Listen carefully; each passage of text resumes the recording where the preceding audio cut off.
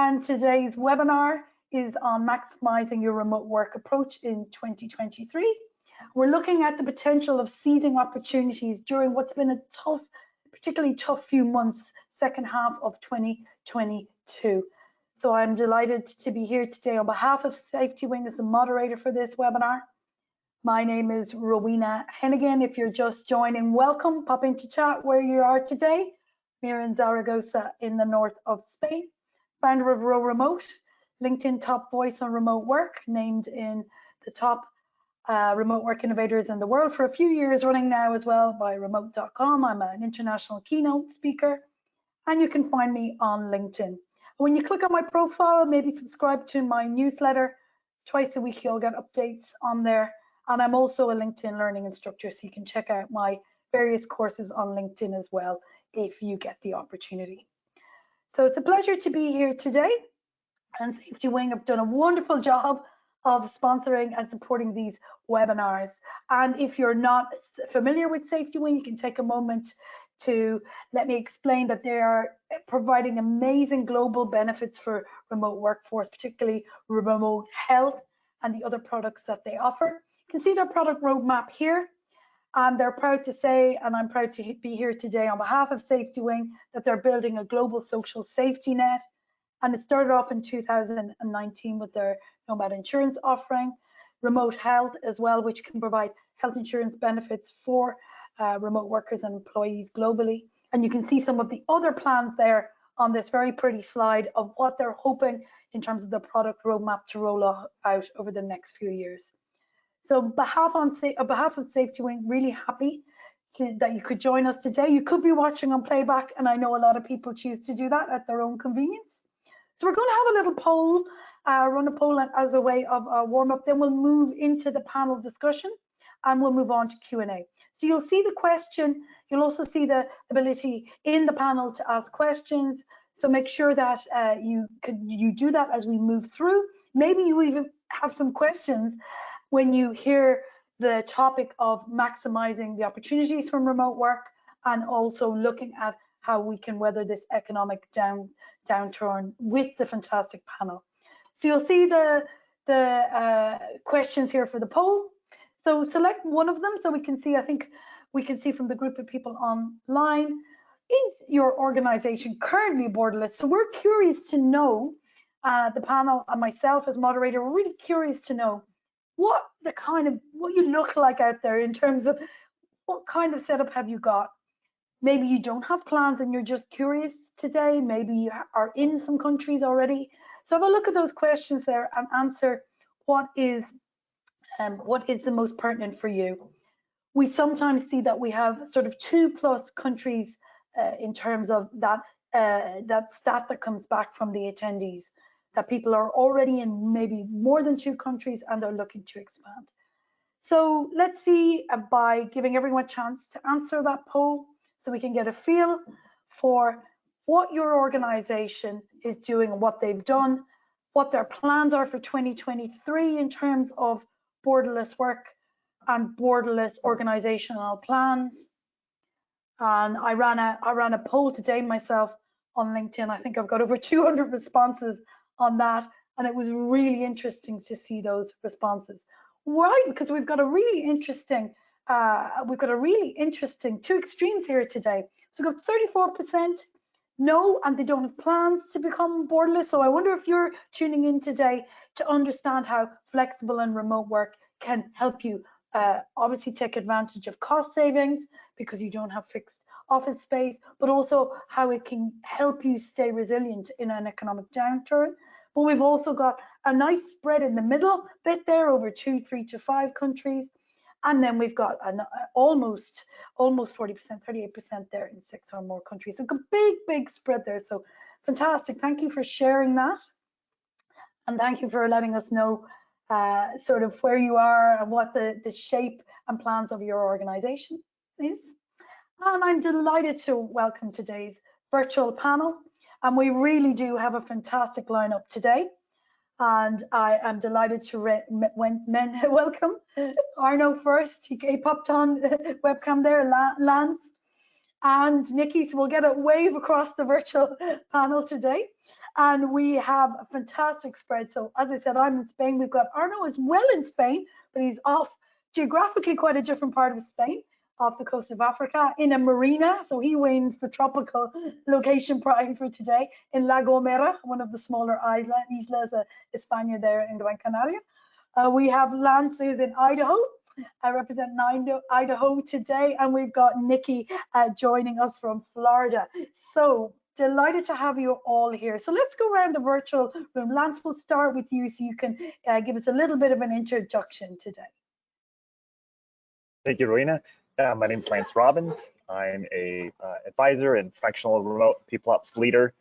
I work with organizations to help them implement remote work strategies and people ops strategies. I've worked across remote startups, agencies, enterprise organizations as a consultant, and really excited about this topic today. Yeah.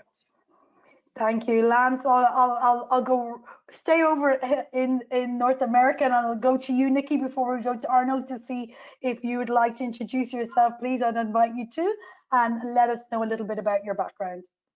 Sure, thank you. So yes, I'm in Florida, and I bring more of the recruitment and career coaching background to the table today. My career actually started remote as well. I was 7 years remote before going into the office life, and now obviously back to remote. But I've been recruiting for lots of different companies, most recently at Meta, where I just finished part of their mass layoff last month. So recruited there, and I've been career coaching for about 8 years as well. So super excited to be here. Fantastic. Thank you, Nikki. And over to you, Arno. Oh, I can't hear you, Arno. Hello, everyone. Glad to be here with you today. Can you hear me now? Can you hear me now? Is it okay? Perfect. Yes? Yes, perfect. Perfect. Okay. Cool.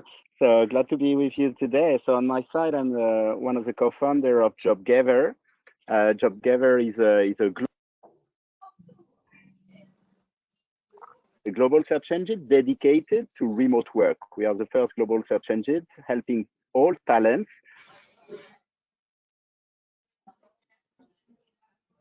across the world. A little bit of, I think, a signal issue for Arno there. I don't know if I'm the only one getting a little bit of crackling or breakup. Yeah, I think I can finish for you, Arno. I know a little bit about it, so we'll see if your connection improves. So Arno is a co-founder of JobGaver, based, and I know they're fully remote, but based out of Madrid. Might be better to check your headset there, Arno. But thank you. Yeah. Headset better, I think. Yeah, I think it might be the headset. There's a little bit of a delay. There's a little bit of a delay on the line as well.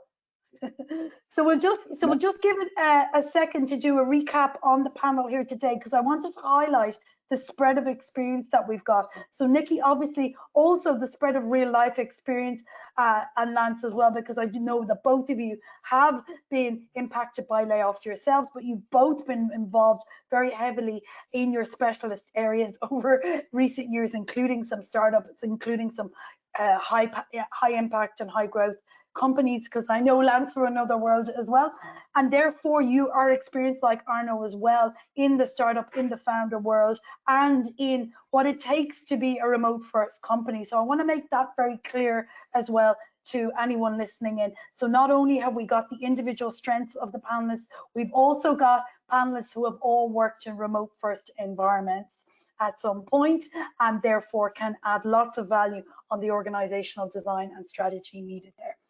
So what we're going to do is we're going to move through the various topics. We've got some topics laid out in terms of an agenda in the panel discussion, but I want to take this opportunity as well. So you've heard from the different panelists. Make sure that if there's any questions, even listening to their introductions, that you feel stimulated and inspired to ask, that you pop them in. I am keeping an eye on those, and I can make sure that they get covered either as we go along or at the end during Q&A. So what I'd like to do a quick start on is I'm going to make it difficult for you to start with, okay? I'd like you to put a positive shine, Lance, Nikki, and Arno, on the last 6 months in particular, and in a way of making a recap or taking a little recap look at 2022.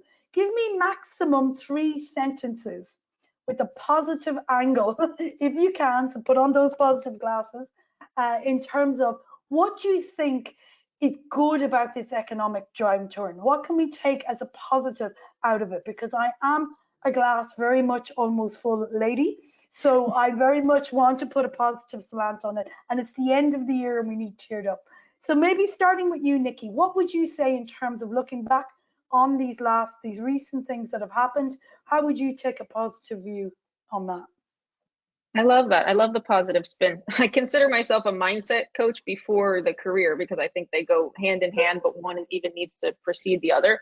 And I think that we're at a point now where candidates or employers, we're just all doing another kind of self-exploration or just kind of recalibration to figure out what's important to us. And I think that this is going to become the new norm every 2 years or so, this like, because things are changing fast and moving fast. So we have to keep up with that. So I think the word is kind of like recalibration comes to mind for folks. Love that. Recalibration. Fantastic, Nikki. Lance? Yeah, I think this is a really interesting for opportunities. So if you look historically, watershed event, even economic, depression, recession, whatever, you see innovative change happening. And so I think that there's opportunities for folks who have an innovative mindset, who are looking for opportunities, who are willing to take a different approach than what's been working, and push that conversation forward. I think we're going to see new disruptive things coming out for the future. And this is a catalyst for those kind of things. Love that. So love that, Lance. I'm going to take 2 words from what you said because I think they're very linked: innovation and catalyst. And as Nikki said, from the mindset piece as well, whatever has happened, whether you've been impacted by layoffs, whether you're on an economic belt tightening in your organization, is this a catalyst for innovation? Can we put a positive view on that? Can we recalibrate with that mindset view? Fantastic. Arno, what would you add? Actually, I think this environment is really pushing people to be more creative. There was a COVID crisis for 2-3 years. We had to reinvent many things. And then there's an economic downturn. We could be in a position where we would face this economic downturn the same way we faced it before. But because we went through COVID 2 years before, we are more open to reinventing the way we will address this crisis. And I think this is where remote work and like alternative way of working comes into play, into the game. It's that our minds have been prepared for the past 2 years to full reinvention. So my keyword would definitely be creativity and reinvention. Oh, beautiful. I love that. And all of you, that's fantastic, Arno. And all of you have had a thread as well. You've all mentioned the pandemic. And thank you so much, because it's been brushed over too much, I believe. There's not enough still focus put on how resilient we were. Maybe we still need to recover for sure as well. But I think all of your pieces touched on that as well. You touched on, we learned through the pandemic, we learned to be resilient. We now know that we can be creative, we can be innovative, we can recalibrate. So fantastic. So I think that's a really nice way to start off the wider discussion. So let's move on. So this is quite a big question, but I'm going to hit you with it because you're an expert panel. How do you believe that remote work can make your business economy proof or more resilient from an economic perspective? So Lance, I'm going to start with you, then I'm going to go to Arno, and I'll finish with Nikki. Actually, we always think about being resilient in terms of downturn, economy. We always think about cutting costs and cost reduction. It's definitely one approach, but I would also mention, and I think we will discuss that one later, but I would also really want to highlight one that is so critical, that is agility. Remote work is all about creating virtual organizations which are resilient to anything happening in the world. It can be it can be geopolitical instability. It can be economic downturns in some regions of the world. It can be social tensions in some countries. With remote work, you can build companies that can go through all the crises that will happen in the world. And if we look back in time, 20 years ago, companies were highly centralized. Then we went to the kind of distributed model.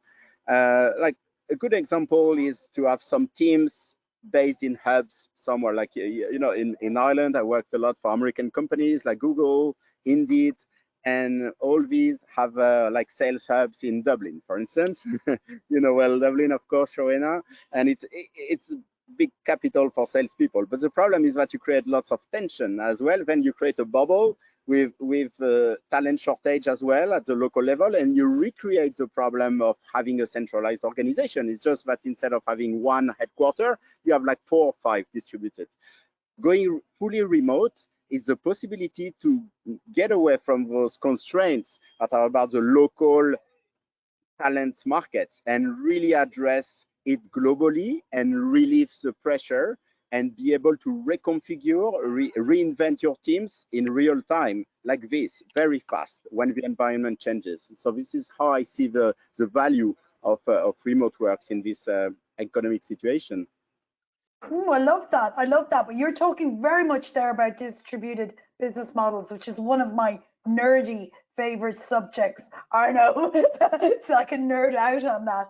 But I have to add to that I think that's still, I hear you, but I think for a majority of organizations, there's still a massive learning and awareness gap in what those models could be. So I love that you've inspired us to think of that. Fantastic.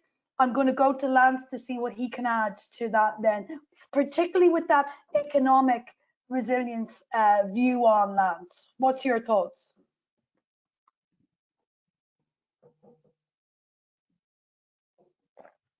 Can't hear you, Lance. You might be on mute.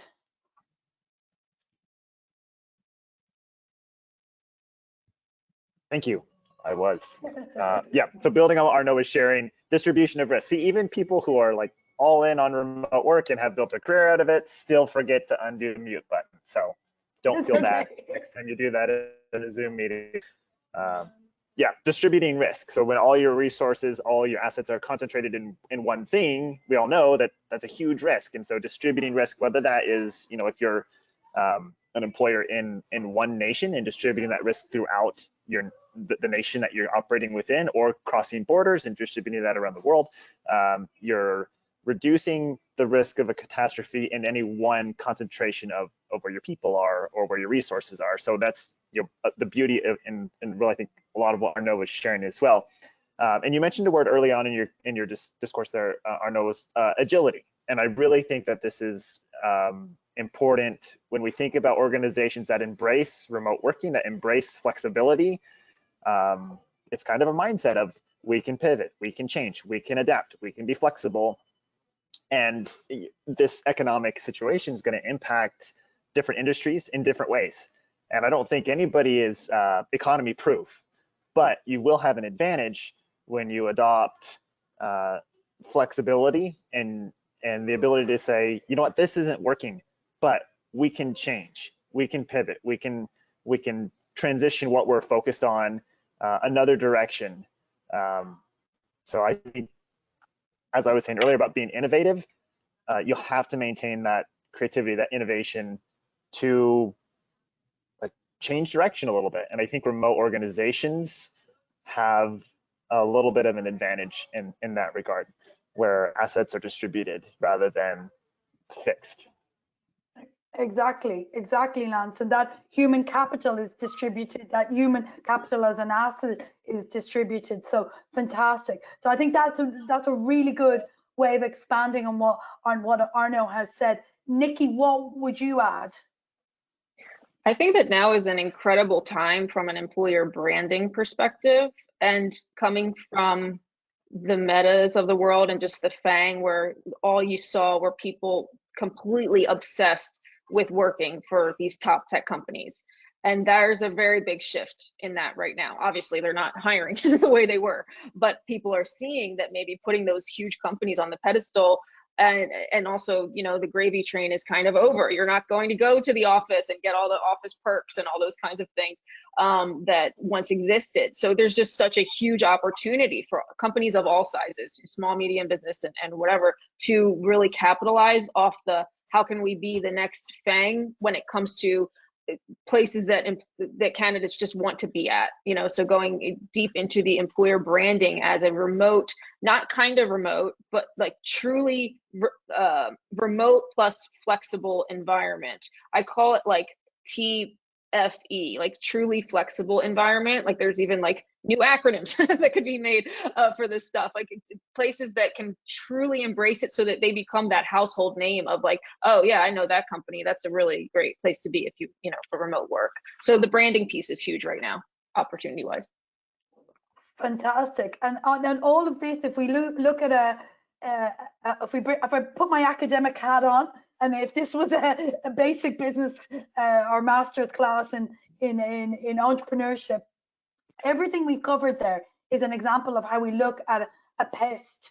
Okay, and economic is just one angle. We've got the innovation, social, technological, all those other things that when we talk about economy, resilience and being economy proof, which again, I don't really disagree with. I think we need to look at we need to look at the bigger picture that makes sure that we are being as innovative, as resilient across all these elements. And everything that you've shared hints at that. So thank you so much, because economic is just one part of it. So moving on from that then, and keeping in mind the opportunities, because that's the word. If we were going over into a SWOT from the past, we would be looking at these opportunities. I think we've lost Arno there, so if he's going to try and connect through another Wi-Fi spot at his marina. But how do we then take, with your expert view, understanding our team's needs and assessing our organizational needs, not so much with the angle of so much savings, but with the angle of making sure that we can retain, be content, keep our team members happy, healthy, and engaged. So I'm going to start with you on that one, Nikki, in terms of how do you think that, given what we've just said, how can we make sure that we're assessing what's needed for our teams? Yeah, well, I'm certainly not the data person, but I'm sure data can tell a great story in terms of the happiness factor. I think that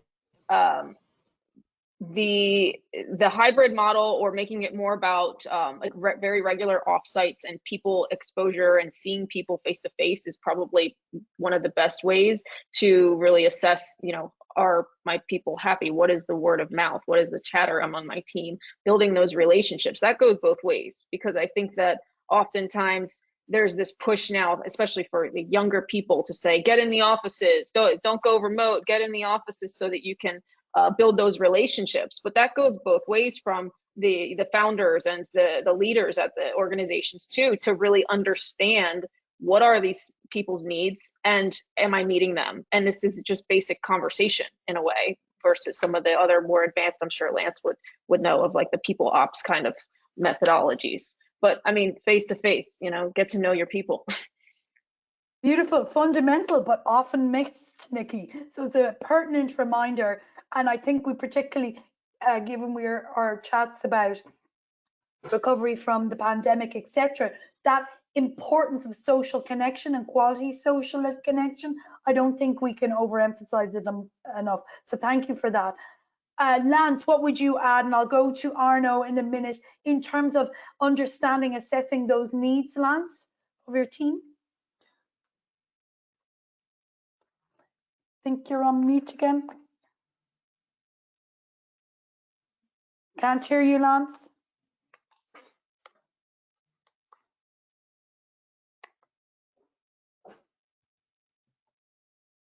I'll give it a minute, Lance. I'll go to Arno and come to you, okay? In a couple of minutes. Arno, let's check how your connection is. Yeah, it should be okay. Actually, I was just having a sunburn, so I moved inside. Oh. Fine.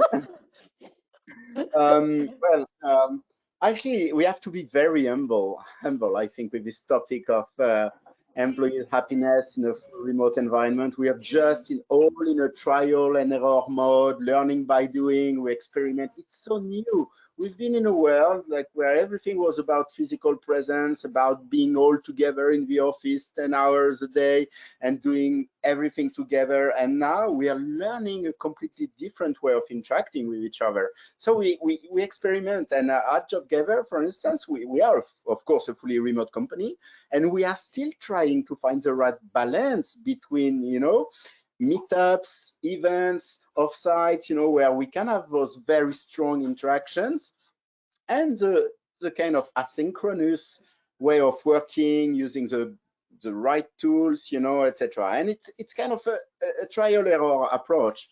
What we are convinced is that trying to replicate with digital tools what the office was in the past is a huge mistake, because the office was broken. The office, it was, well, it was not productive, let's be honest. We've all worked in companies where we were going to the office. We saw so many people staying late in the evening, doing nothing.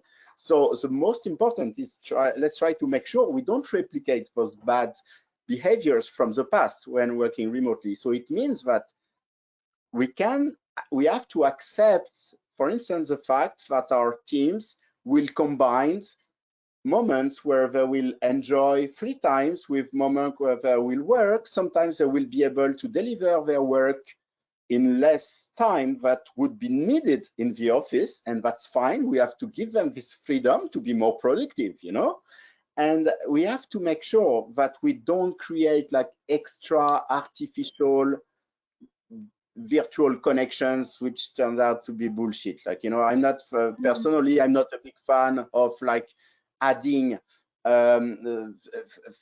TGIFs with free beers, free pizza virtually, all connected on Zooms all the time, you know, and repeating that, because in the end it creates probably more fake relationship than deep connection. So I tend to value more less physical meetups, you know, but very efficient and very qualitative, where you really take the time to get to know people. And at JobGaver, we have a concept that is about like having, we call it Workscape. Like every 2 months, we want our team to join together at regional level in a place that is a very cool place to stay, like a nice, you know, rental house by the sea, etc. So it can feel like their home, and they can combine like leisure and work. So it's not an offsite where they will just watch, you know, a presentation. They will keep working as usual, but engage and connect with their peers. So it's kind of a new type of offsite and events, and we think these moments are really critical to keep the teams like aligned in terms of culture and motivation. Of course, you have to, it's difficult to organize that from a logistics perspective, because you have to, you know, if you have people all over the world, in some regions we don't have enough people to create those events, and we don't want them to travel because we are conscious of the carbon impact, you know, and we don't want them to fly all over the planet every 2 months. So I'm not saying it's easy, but it's kind of an interesting approach, I think, to have this kind of open house weeks where people can join without feeling the pressure that is like an offsite, with where all the activities are, you know, set for every hour, where the planning is very rigid, etc. So the important thing is to engage and connect with others in a very emotional way and very informal way, I think.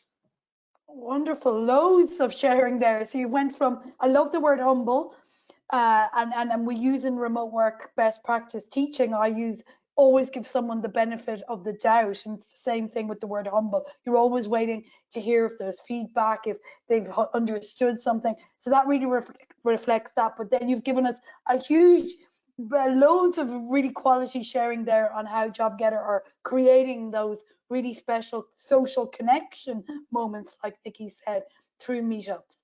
So thank you so much for that, Arno. I think that's really useful. Lance, hopefully you can contribute and you've figured out how to come on the issue with your headphones or whatever it may be. What would you add in terms of assessing your team's needs?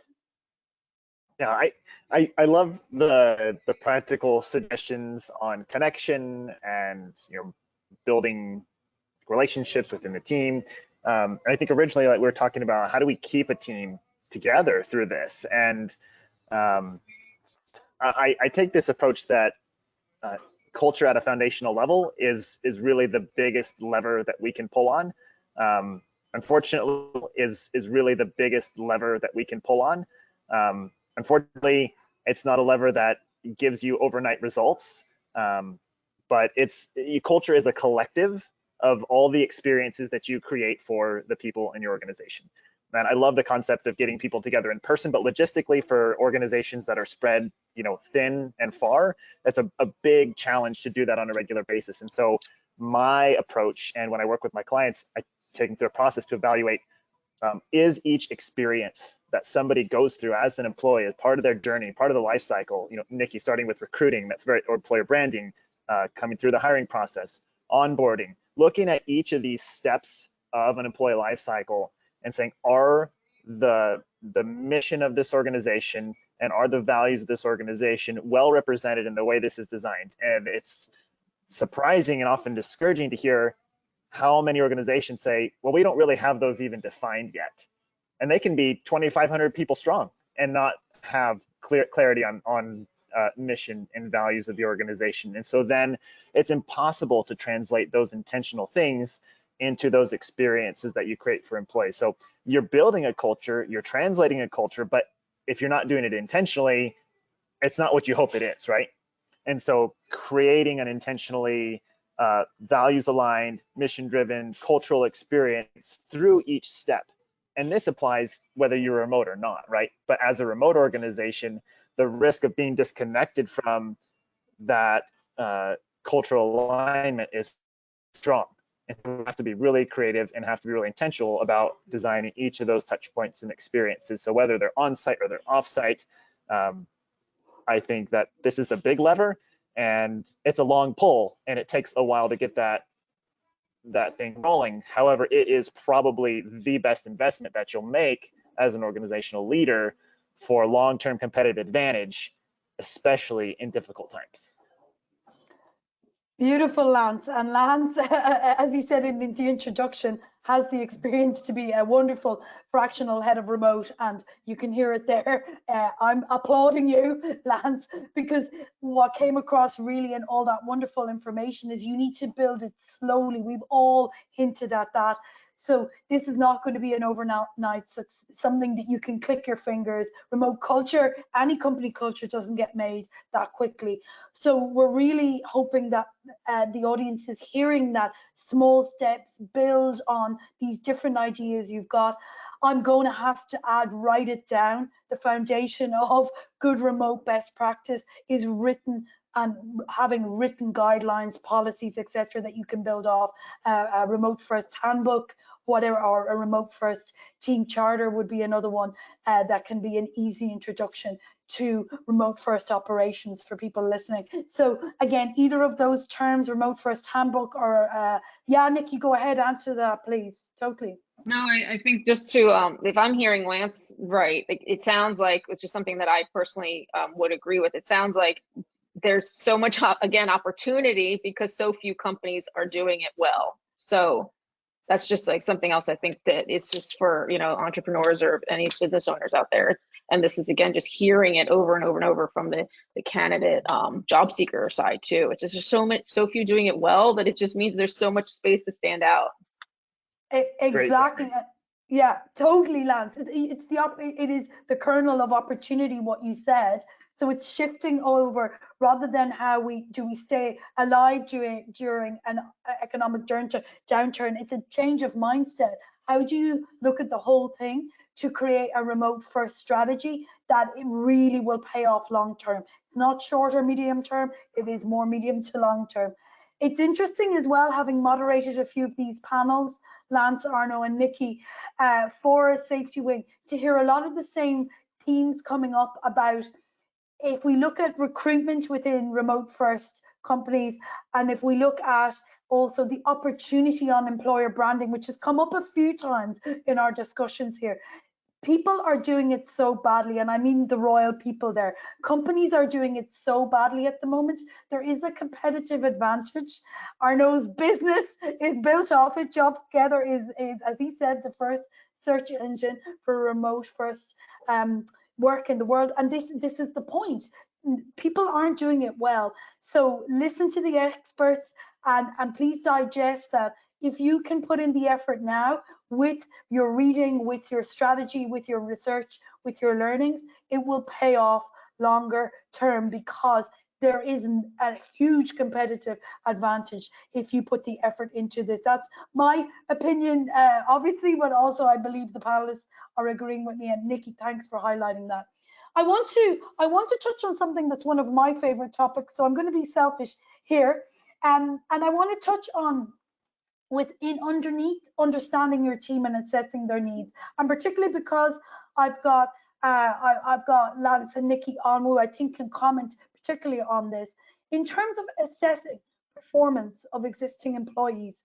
Within the remote world, we talk about something called OKRs, or output reviews, or output tracking. So I just wonder, Lance, if we start with you again there on that, because I really want to get that across as well, because it's something that's misunderstood when you are remote first. Can you start, Lance, and we'll go to Nikki next and Arnaud last on that. Making sure I can hear you, Lance. Okay. Yep, jumping in here.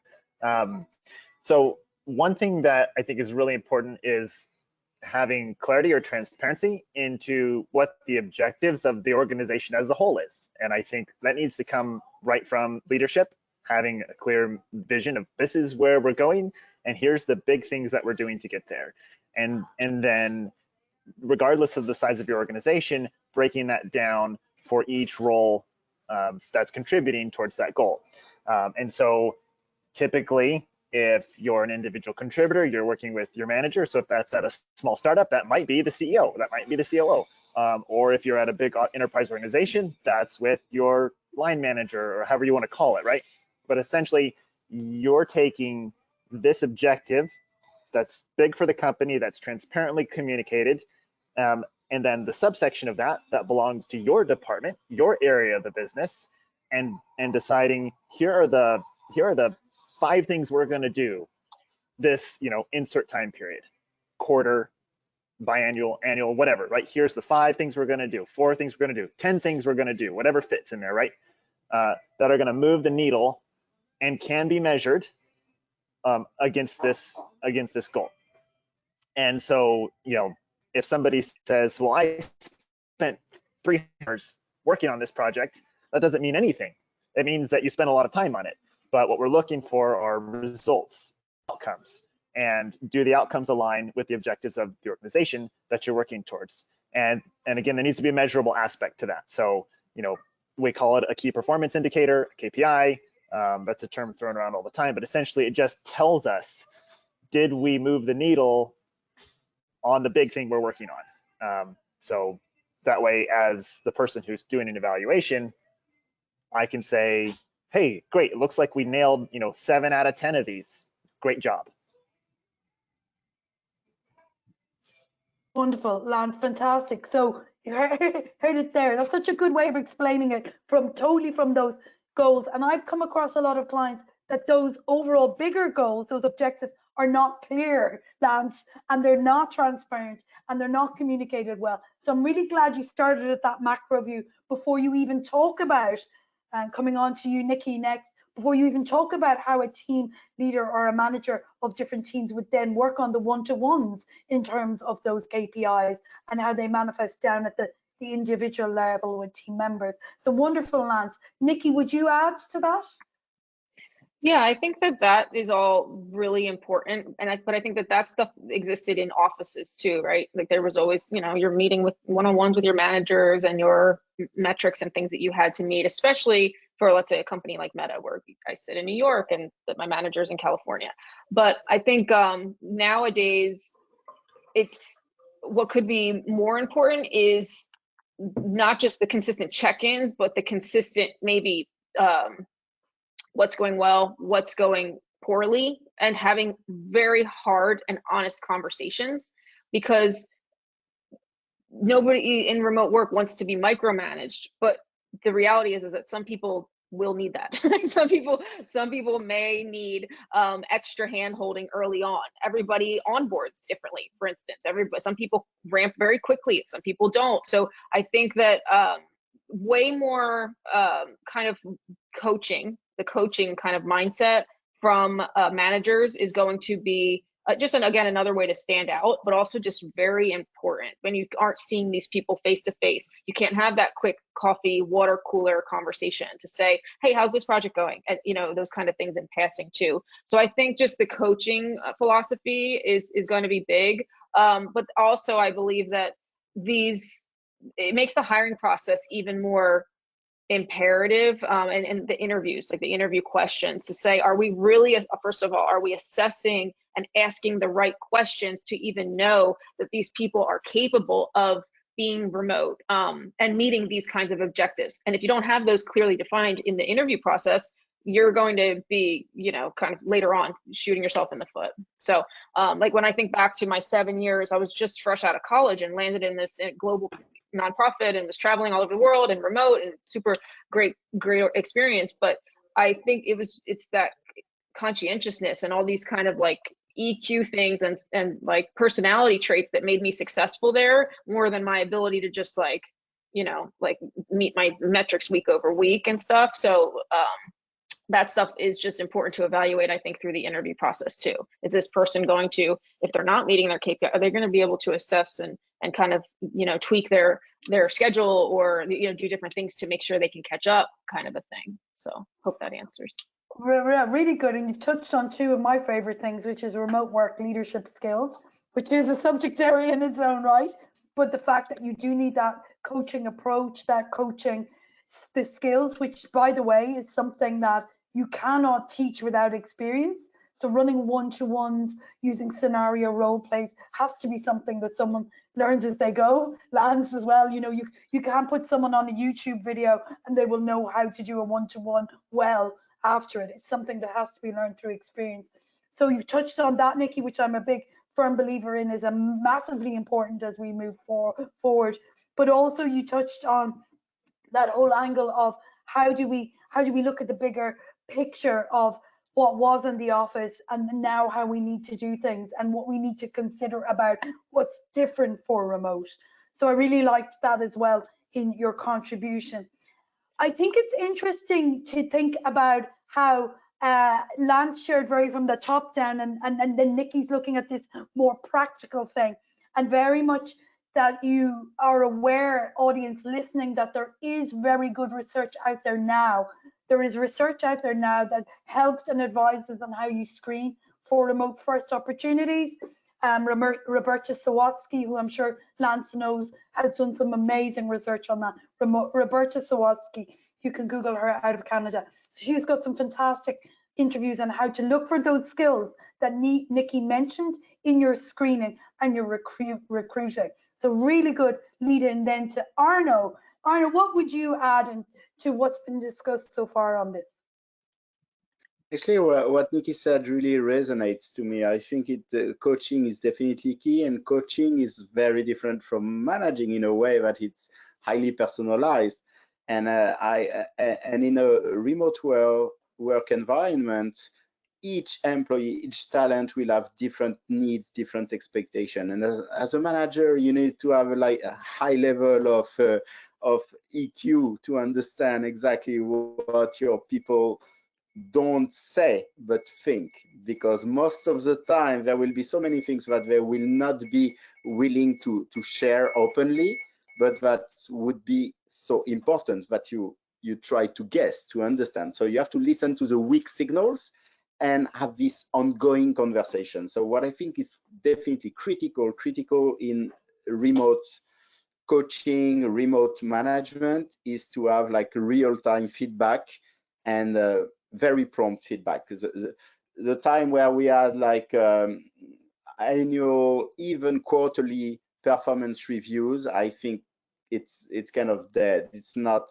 applicable anymore to remote work, because just for a very simple psychological reason is that when working remotely, your level of frustration as a team member can go up very, very fast.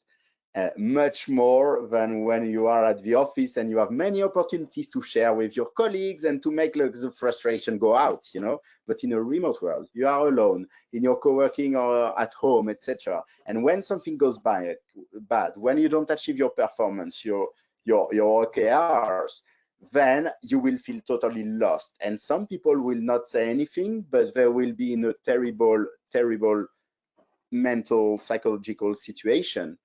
And you need to help immediately when you, as a manager, as a leader, as a coach, when you can perceive those weak signals. And to do so, you need to have this ongoing conversation. It should be, and feedback should go in both ways, non-stop.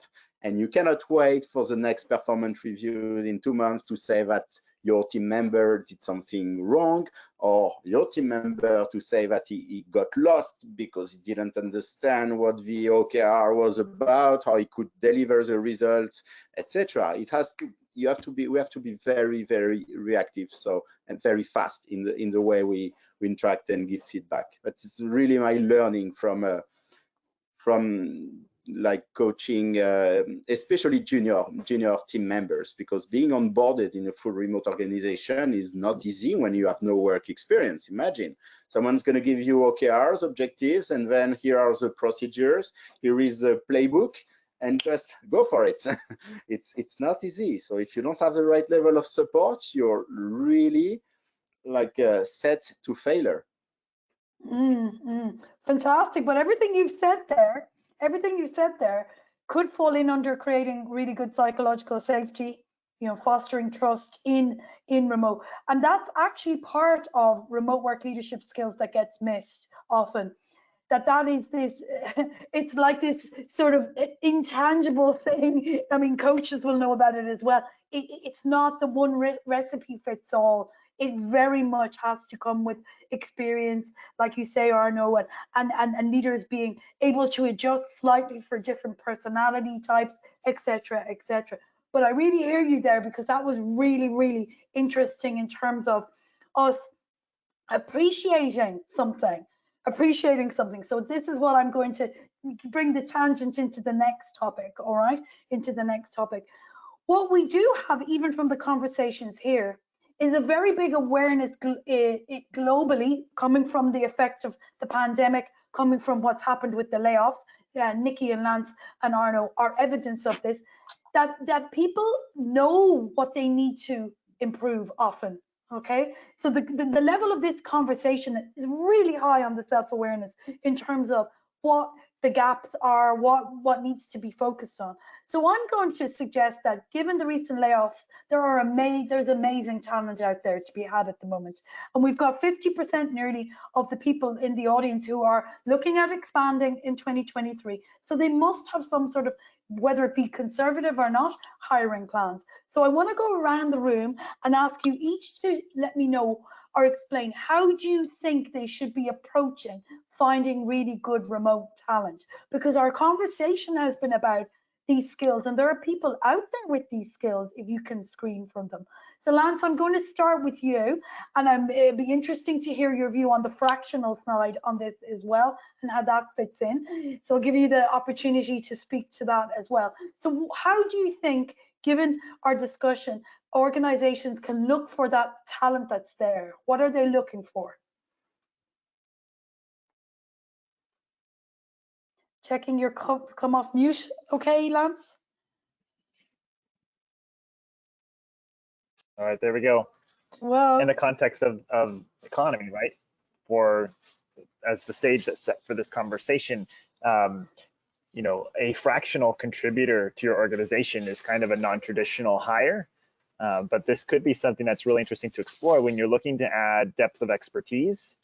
And this especially works well for startups, smaller agencies, organizations that, like, it's a big burden when you're saddled with a full-time salary for somebody, but you need the depth of expertise there as well.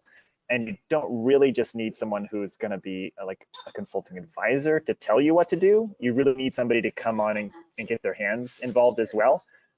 So finding somebody within this freelance world who is working as a fractional expert, a number of people in my network that are doing this and doing it at a really high level across a number of startups. And then they can also bring this added value of, well, I've seen this work at 3 or 4 other clients that I've worked with. We can try that here. And then you can build on the experiences that you're having throughout the marketplace within the industry that you're working in.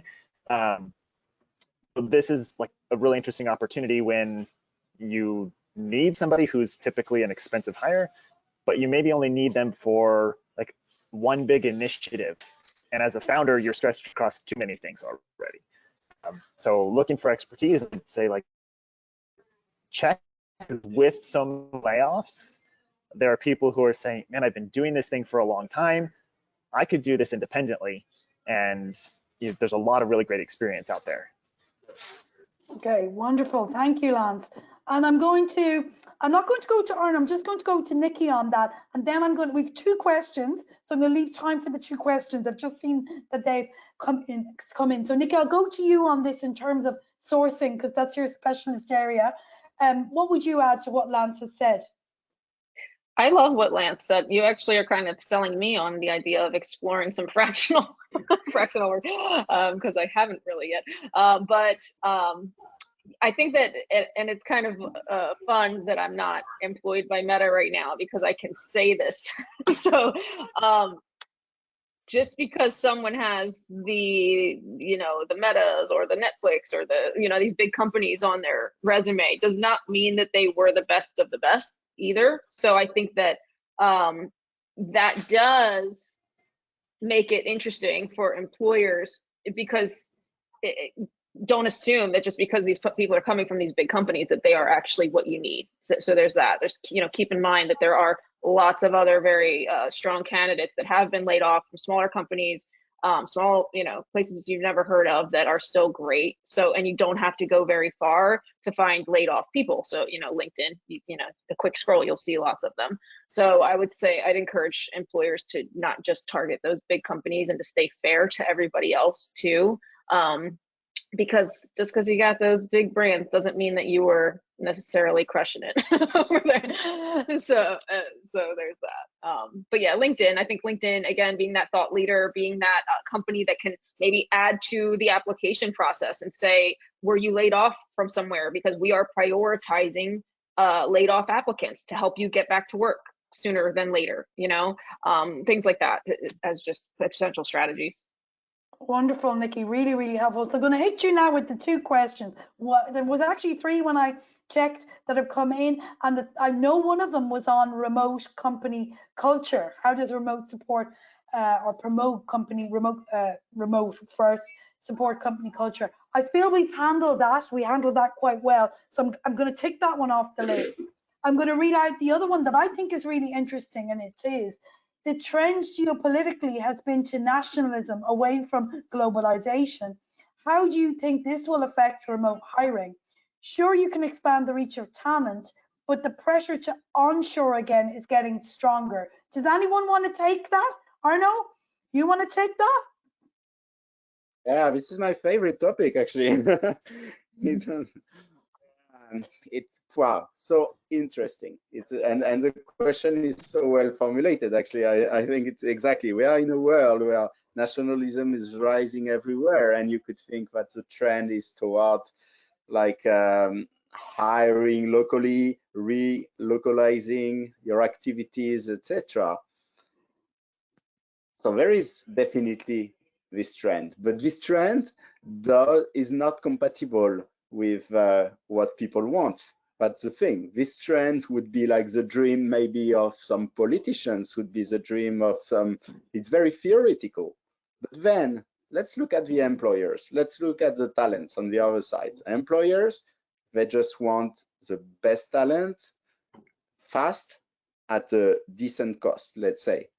And the talents on the other side, since COVID, they realized that they could move away from a model that was extremely rigid and that was going against their lifestyle, going against their ability to combine family life and career. And now they have they understand that there are new possibilities. So no matter what the temptation would be at the political level to kind of